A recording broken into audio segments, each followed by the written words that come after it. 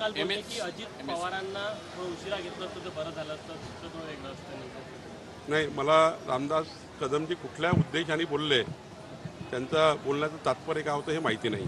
MSP मध्ये आज वाढ झालेली आहे.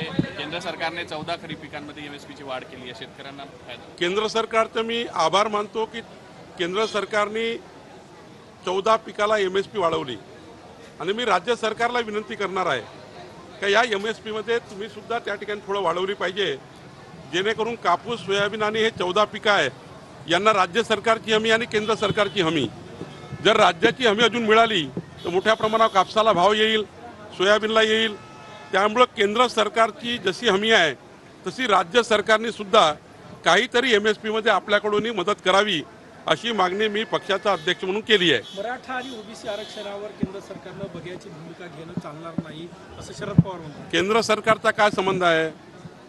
काय संबंध आहे केंद्र सरकारच्या या दोन्ही आरक्षणाच्या संबंधात? राज्याची भूमिका आहे, राज्यांनी निर्णय करायचे आहे. तुम्ही एवढे दिवस सत्तेमध्ये होता, तुम्ही नेहमी शरद पवार साहेबांची नेहमी भूमिका मराठा आरक्षणाच्या विरोधात राहिली आहे आणि लपून नाही आहे.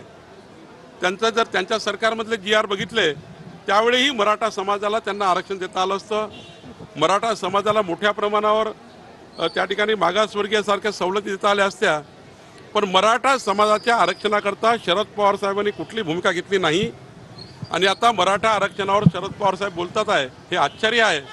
आपलं सरकार असताना, आपण मुख्यमंत्री असताना, उद्धव ठाकरे मुख्यमंत्री असताना कोर्टामध्ये केस लढली नाही. उद्धव ठाकरे मुख्यमंत्री असताना योग्य वकील लावले नाही. उद्धव ठाकरे मुख्यमंत्री असताना मराठा समाजाचं आरक्षण केलं जे आमच्या महायुतीच्या देवेंद्र फडणवीस साहेबांनी दिलं. आणि तुम्ही आता बोंबा मारताय, कुठल्या अधिकाराने बोंबा मारतायत? मराठा आरक्षणाचे मारेकरी हे शरद पवार साहेब आणि उद्धव ठाकरे आहेत.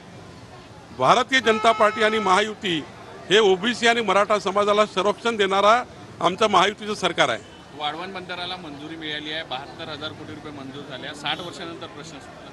रोजगार वाढतील. मी तेच सांगतो आहे, हे जे सकाळचे भोंगे आहे आणि 3 पार्ट्या महाविकास आघाडी आहे, हे नुसते लोकांना संभ्रमित तयार करून विकासापासून दूर नेत आहे. विकासाच्या मुद्द्यावर कोणीही त्या ठिकाणी बोलत नाही. आता एवढे मोठे मोठे निर्णय केंद्र सरकारने केले, त्यावर काही सरकारचं अभिनंदन करणार नाही, सरकारला त्या ठिकाणी कुठल्या गोष्टीचं क्रेडिट देणार नाही, पण मात्र डायव्हर्ट करतील. मीडियाच्या माध्यमातून विकासाचे कामं डायव्हर्ट करतात आहे. मीडियाना सुद्धा माझी विनंती आहे, या महाराष्ट्राचं हित तुम्ही बघताय, महाराष्ट्राचं हित या ठिकाणी विकासावर आहे. तुम्हालाही विनंती आहे की सकाळचे हे टोमणे तुम्ही दाखवण्यापेक्षा महाराष्ट्राच्या विकासाकरता आपण सर्वांनी सरकारलाही आणि विरोधी पक्षालाही मदत करा अशी आपल्याला माझी विनंती आहे. विधान परिषदेच्या निवडणुकीच्या विरोधात उभाटा गट न्यायालयात जाण्याच्या तयारी नाही, कुठेही काही जाऊ द्या, त्यांचे अधिकार त्यांना आहे. आता उभाटा कुठं जायचं आणि खुबाटा कुठं जायचं मी काय सांगू? सुजय विखेंनी 40 मतदान केंद्रावरचे VVPAT आणि EVM तपासणीच्या मागणी केलेली आहे. नाही, आपला आपला अधिकार आहे उमेदवाराचा. आपापला प्रत्येक विरोधी पक्ष असो की आमचा असो, जर कुणाला वाटतं की शंका, तर शंका निरसन करायचे अधिकार सर्वांना आहे.